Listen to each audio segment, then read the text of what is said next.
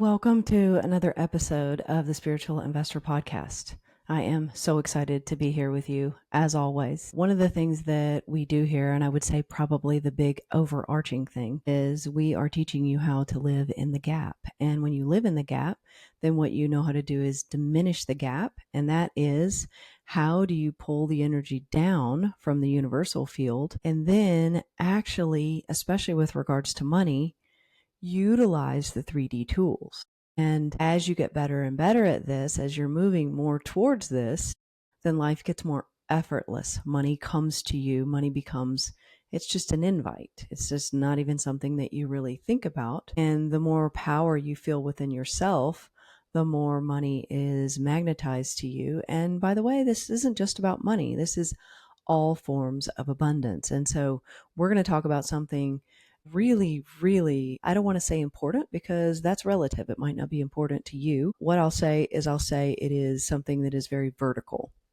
It's a concept that if you are open to implementing this in your life and letting it move through you with a sense of embodiment, and even, I'm going to give you some practices to do, then this will become part of your self-expression, and you will notice, and there's no time in this world we're talking about, but you will notice in X amount of time that you are different and that something has come to you in a more effortless, easy way, or that you have gotten something into your life. And so it's a guaranteed path once you let the guarantee go. And that's just kind of, is that not the best life-like description anyways? And aren't we finding that? And even our draw into the new world paradigm is teaching us that, right? The way forward is always letting go. And so when I talk about bridging the gap, I was a financial trader, and talk about 3D. I mean, how do you get more than that?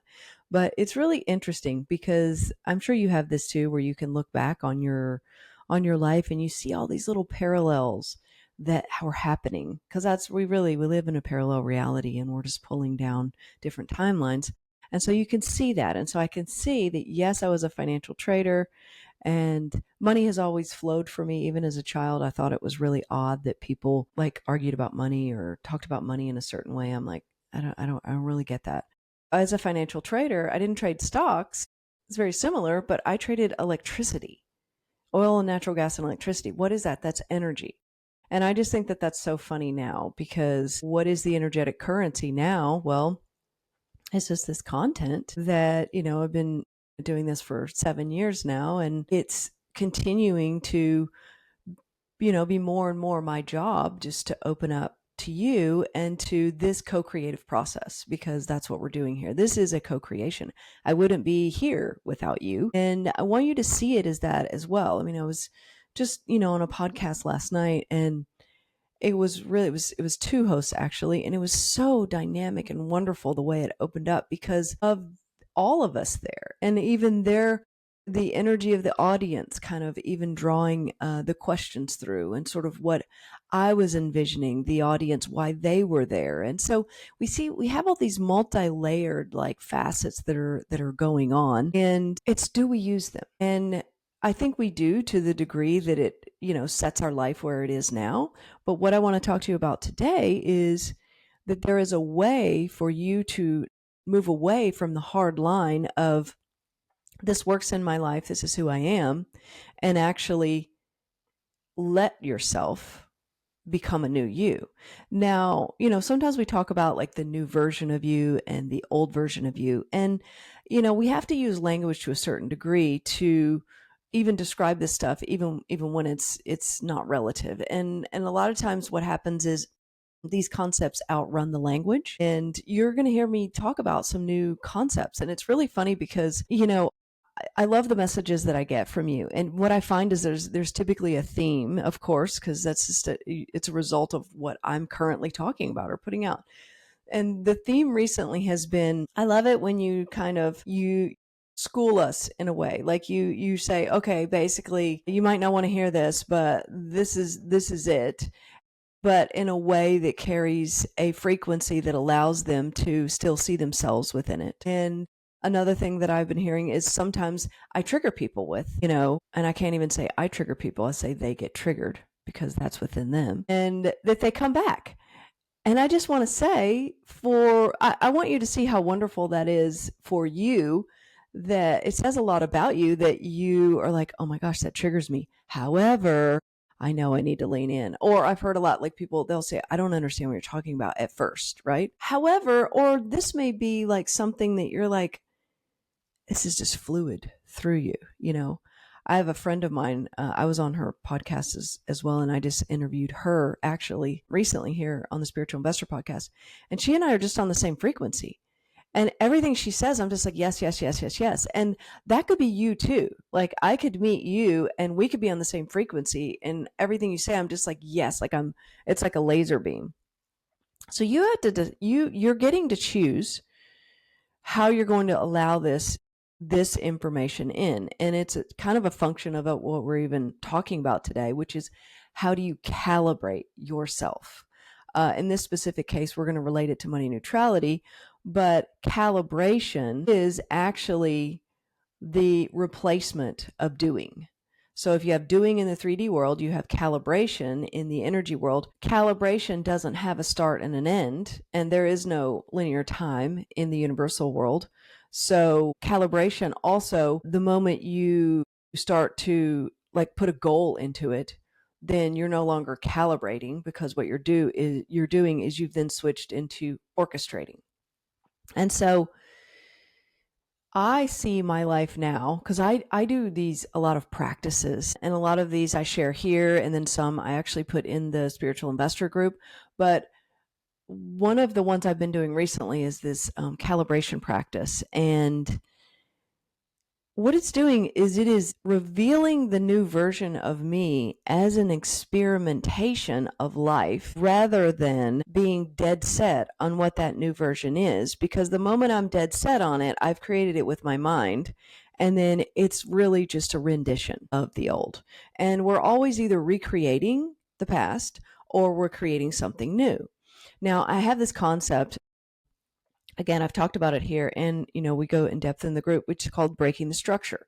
Breaking the structure is something that you do. It's almost like a reset. It's a line in the sand, if you will. Life is happening, and bombs are blowing up all around you within your life. And I'm saying like emotional bombs is most likely. And you are having to, readjust to it. Breaking the structure is I'm going to choose to do something. And so a practice can allow you to step into breaking the structure in a palatable way in your life. Now, when I'm calibrating, one of the things that I have to be careful of is my identity has all of these things that I do in my life that I feel like support my well-being. They open me up to happiness and love and joy and all of that, right? We all have those things. Well, that is true. But what are you looking for in this calibration? You're looking for an experimentation. And so in order to experiment, you have to be open to the fact that there are multiple truths. Now, you can't uncover a new truth if you are locked into one truth. So an example would be, if someone said, I need to get 8 hours of sleep every night or I can't function. There's nothing wrong with that. That's your truth. But however, you have had life-shifting days where you have gotten 5 hours of sleep as well. So we're constantly choosing, and we are source, and all we're doing is we are going through a process of waking up, which is effectively letting go of our identity. Here, and the focus specifically with the work that you're getting here, is how do you also at the same time become a magnet in order to allow wealth to come in, which will support you on that journey. It's really one and the same journey. I mean, my whole goal is how can I help get wealth into the hands of those who have greater consciousness, right? And that's likely you, or else you wouldn't be here. It's energy, so we get to choose what energy flows through us. So it's kind of a win-win situation. Also, money has a tendency to incentivize. If we're in a relationship and we want to fix it, we're more incentivized to expand ourselves in a way. So it's a win-win situation with that. Money neutrality is the greatest opening to money. That's that invite. And so money neutrality is the void. And whenever you have a void, it's kind of like energy that flows to a battery. There's a pull to it. And you feel this, like, you can feel in people when someone is just talking about what they love and what they do, and they're doing it in a way that they're not over here, and they're not just talking about it like, blah, blah, blah. They're talking about it as a function of you and how it could help you in your life. And then so what happens is that becomes a drawing in. Now, it could be a drawing in because that person just wants connection. It could be a drawing in because they want money. It could be a drawing in because any reason, any form of abundance, right? Maybe they are lonely and they just want to speak to someone, which is another, it's all disconnection, right? So how we get to money neutrality, and there are lots and lots of ways, and there are lots of sort of doors into the house. But one of the ways that you can think about getting yourself here is through calibration. And so if you were to look at your day, let's just like bring this down into something tangible that you could actually take and use. And then, like I said at the beginning, you will notice more money coming into your life in an effortless way. If you choose to notice that, and if you are expecting that, you will notice that, right? So the universal world, you're controlling everything. You're actually calling all of the shots, and that's what's so beautiful about this. So calibrating your day could look something like, okay, I know that part of calibration is moving energy around because it's effectively working with energy. Now, where I feel energy, it's where I feel emotion as well, is right around here, like it's like kind of my diaphragm area. So what I do is I take my attention, and then my attention is here. And then what's going to happen is there's going to be like, it's going to go back up to my mind, and there's going to be some monkey mind thoughts going on of like, shit that I talked about in a conversation yesterday that doesn't matter now, but I feel like it does. And so then what I do, notice, bring my attention back.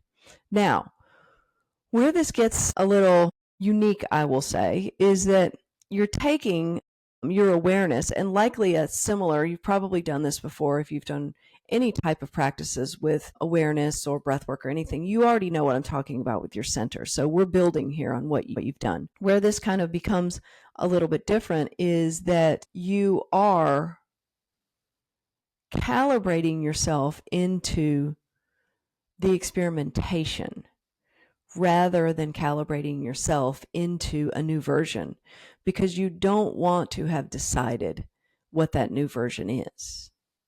And so another example for me would be, I just rode my horse this morning. So he and we have a strong connection, and that goes both ways. There's an equidistant polarity in that. So when I go out and I'm emotionally charged, then he's going to be emotionally charged, and it's going to be challenging. So I move energy around, and I am creating a space so that I can step into it with my attention here, knowing that my attention is going to get pulled out, but the calibration only happens here. So doing is out here, calibration is here. And if you are stepping into the responsibility, or another way to say it is if you are raising your standards, that you're like, no, I'm going to make money in a new way, then you'll see this is your work, right? This becomes your job. This goes beyond just a let me feel good kind of practice. This becomes like, okay, I'm actually creating the space for this, and I'm going to watch and observe as things happen in my life. Because your ability to observe and notice, and also come back within this calibration process, is allowing you to do this on a more moment by moment normal way. And it's also allowing you to do it without thinking so much. And so that's why this process gets more and more effortless. So this actually, what I'm teaching you, is part of the SI method, which is a 5-part process. And it's actually shaped, the process is nonlinear, and it's shaped as a cone because you can actually enter in any of the 4 areas of it: money neutrality, income, breaking the structure, money management, and investing. Those are all the different areas, because money is flow and flow is circular. And so you can't leave something out. If you want money to be effortless in your life, you address these areas and you bring them together. Now you can enter at any point, but what you're doing is as you are calibrating yourself, I want you to think of it in terms of you're still playing in these points, but what's happened is the gap is diminishing as a function of that cone going up. And so your life is getting more and more effortless. And so this is where you feel it, and it shows up in what I call money neutrality. So if I were to say to you, is it difficult for you to make $100 a month right now? You would be like, no, that's fine. Like, and it's no accident that you don't think about it, right? It just happens. That is your money normalization. Beyond that, but that is intrinsic within you, is that $100 a month. So what happens as you go up, in terms of as you calibrate your way up, and again, the goal is not money. The goal is actually the expansion of you, and money is a function of that. So as you continue to go up, then what happens is your normalization changes. And so then it becomes normal. You're like, oh, $50,000 a month. Well, that's just normal, right? So then it doesn't become an outlier. And when it's not an outlier, then it is law. It must be the self-expression of you. And so it's interesting because people say, I can't invest because I have variable income. You actually don't have variable income. You are very variable in terms of your own calibration. And there is no such thing of variable income in either world, either in the 3D or in the universal field, because the universal field, we understand now just from this conversation how that works, how that calibration is off.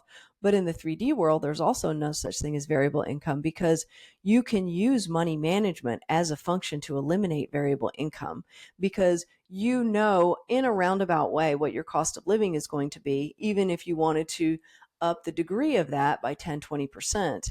And so you can money manage your way into smoothing out and not having variable income.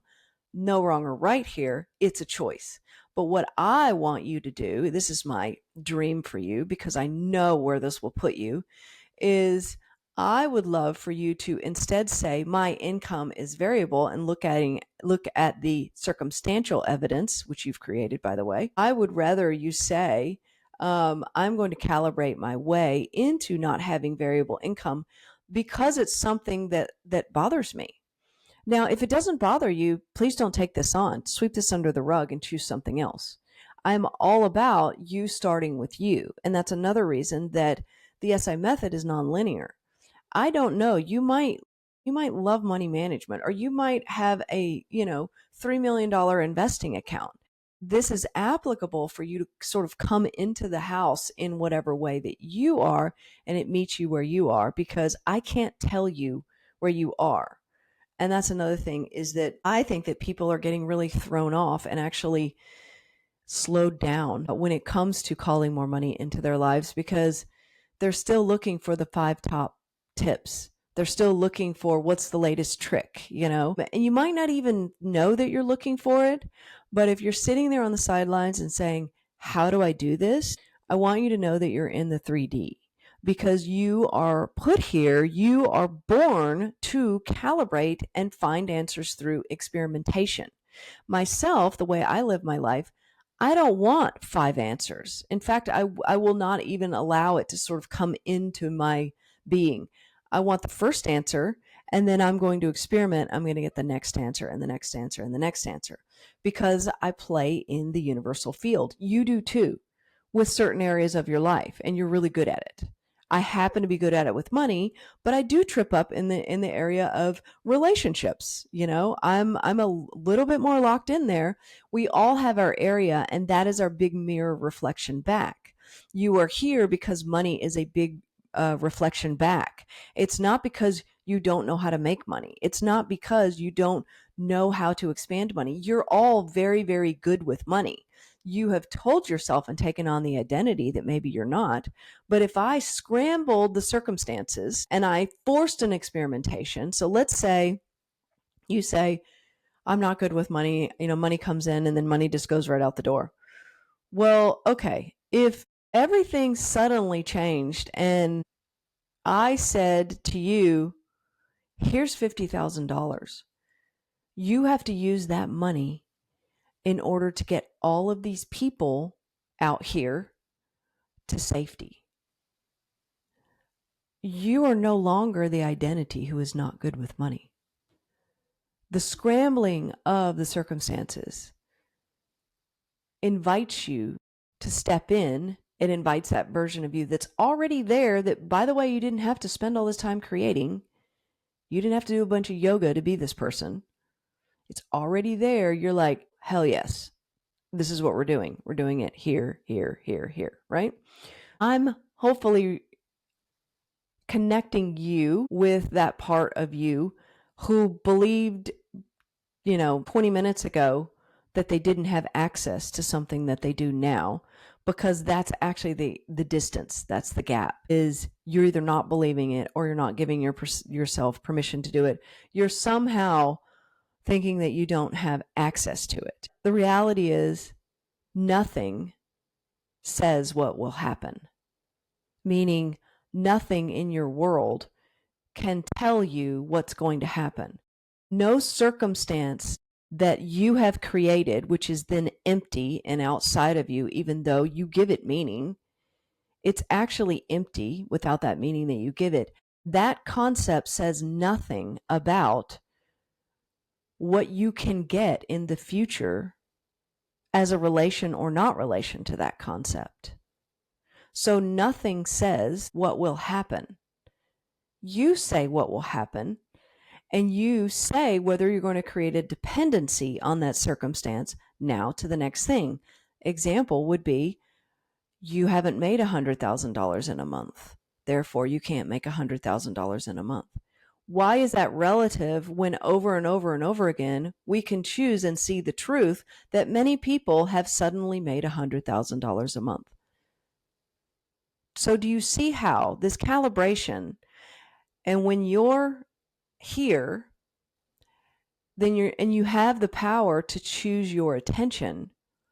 It's not just about feeling good. That's just a result of it. It's not just about money.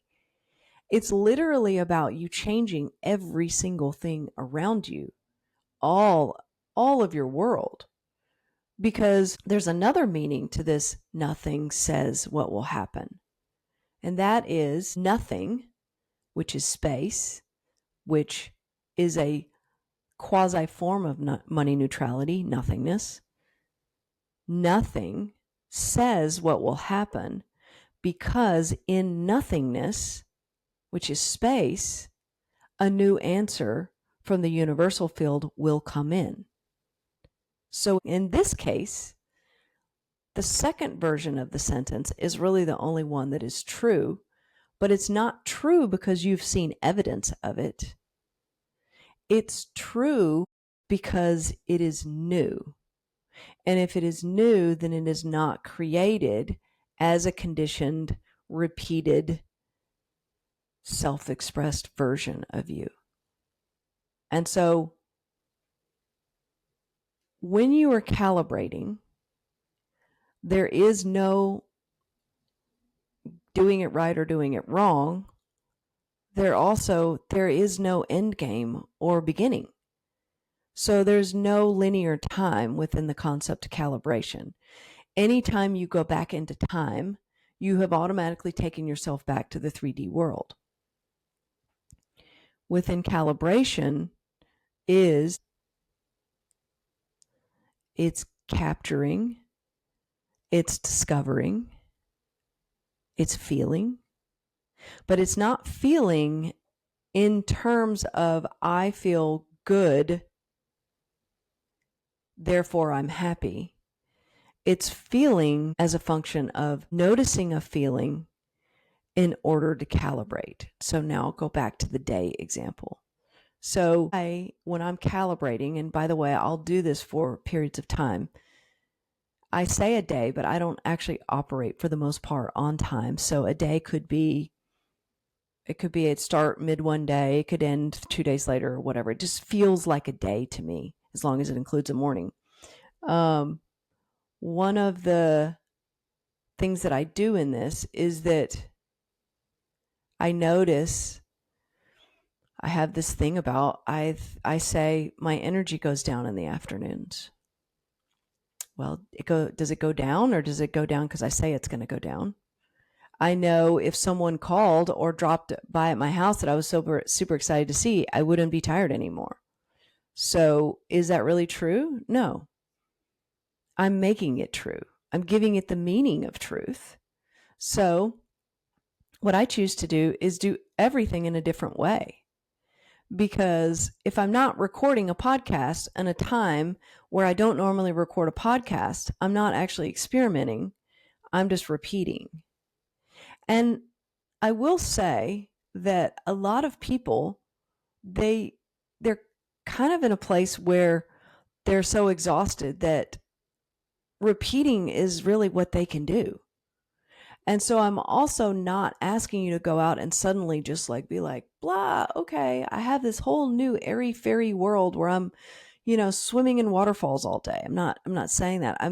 There's a middle for you to figure out, because I do get it that the heaviness of the 3D world, especially with regards to money, could preclude you from taking something like this on. However, in the spirit of calibration, it doesn't matter how much you take it on. It matters that you take it on. Now, another thing in terms of calibration is you're actually not looking for evidence. You're looking for that feeling of knowingness that you have when you look back on yourself and see that that previous version of you no longer feels like it's a full part of you. And I know you know what I'm talking about. We do this all the time. Like, it's very extreme when, we haven't seen someone in a long time, and then they come in and they want us to talk about this. They want to talk about the same stuff that we used to talk about, and I'm just not that person anymore, right? If you really are here, you can calibrate yourself to start to feel that when you're looking back on yourself. So you are the observer who's reflecting back, and you are noticing it's like there's a floating away effect. And it's important that you don't get in your head about that. Then what happens is that floating away creates a space, and then the discovery version is able to step in. I've helped thousands of people with money, and I can tell you one of the big ways that they don't allow money in is they're trying to keep their old life configured together, especially the parts that they love, and they want all of their wishes and dreams, which is still somewhat outside of them, in order to come in. And they want to make this half in, half out. But what happens is it ends up being split energy. It ends up being a lot of work, and it doesn't work. And so that's why meditation is part of this, is creating space. But also, as you're calibrating, if you think about it, I can't calibrate and not at the same time be highly aware. And when I'm doing this, I notice when I'm walking around in the house, it's kind of like life is in slow motion. Like even when I'm looking around, it's very slow. And another thing that I notice is that I'm not happy or sad. Like there's no reason to be, because that's not what I'm looking for. What I'm looking for is new. I don't know how new is going to feel. So the moment I'm like looking for happy and sad, I've gotten myself out of it. And I've also taken myself right back into meaning, which is, what's it mean to be happy? What's it mean to be sad? Is that an emotion? Is that a feeling? Is that a way of being? When happiness and joy come through you as a state of being, you're not really thinking about it. It's actually being reflected back to you through the world and through other people. And so calibration as a function of money neutrality is you going out into the world, using the world as a way to calibrate into the greater expansion of you. And at the same time, should you want more money in your life, what you would do is you would feel the magnetism that's going on within you. Don't think about the money. Feel the magnetism within you. The goal of the money, the $100,000 every month, month after month after month, if that's what you want, that's still there. That's still imprinted. And so you become the embodiment of that to the point where that calibration is so normalized that it would feel awkward for you to not be that. And so you hear the spiritual teachers, a lot of them talk about, just be the feeling, just feel the feeling. Sometimes that's hard for people to do because when they do that, it feels like a lie. And so what I'm offering you here is a way that you can connect with you and be on the journey with it and diminishing the gap all at the same time. So I hope this helps. Connect with me on Instagram, send me a DM, join us in the Spiritual Investor Club, and yeah, keep opening yourself because the world needs you as your light. All right, I'll see you on the next episode. Hey, if you like this episode and you like where these concepts are going, we have a masterclass coming up inside of the SI Club. It's called Inviting More Money In. And so I welcome you there. It's going to be a Zoom call. It's going to be so much fun. We're going to learn so much and we're going to get to connect together. So just go to thespiritualinvestor.com and sign up for it. All right, I'll see you there.